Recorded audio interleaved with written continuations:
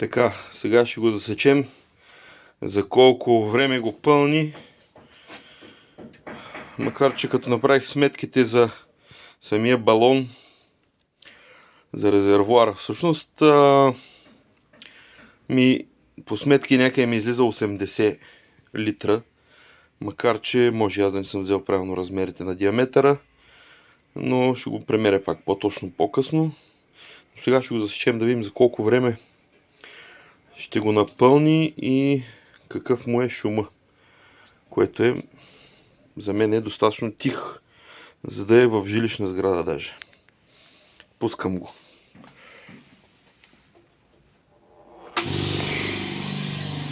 Ето така.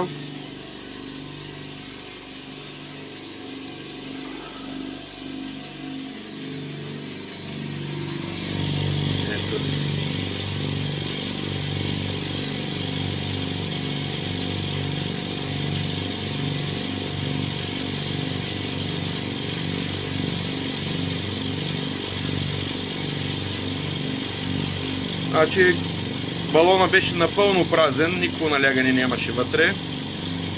Сега гледам, вече стигна за по-малко от минута до 2 бара. Може би за 40 секунди, 45.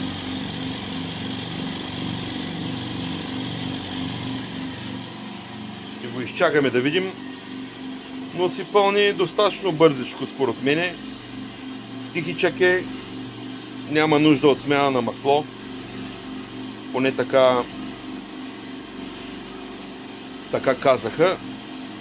В инструкцията или в обявата така пишеше. Работи добре според мене за сега.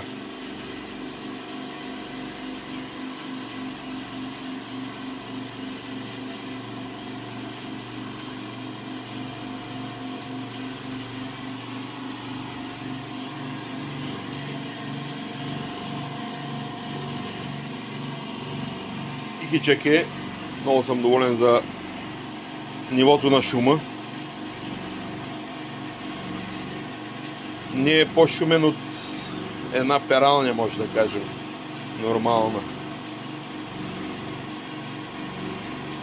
Така до тук са 2 минути точно и е почти на 6 бара.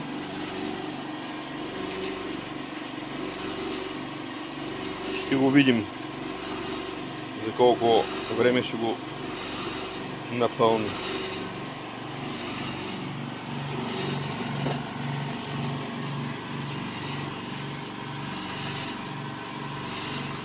Има някакви вибрации, но това нещо лесно се оправя с едно вибранче под колелата и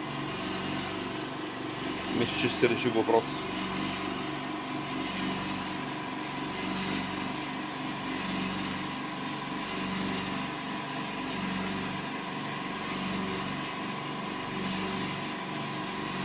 Ето, всеки момент трябва да изключи, предполагам.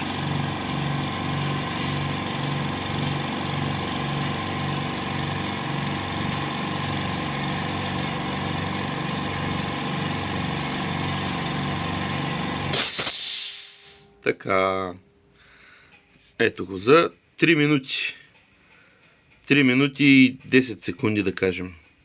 На 7,5 бара, така като гледам. Абе, добре.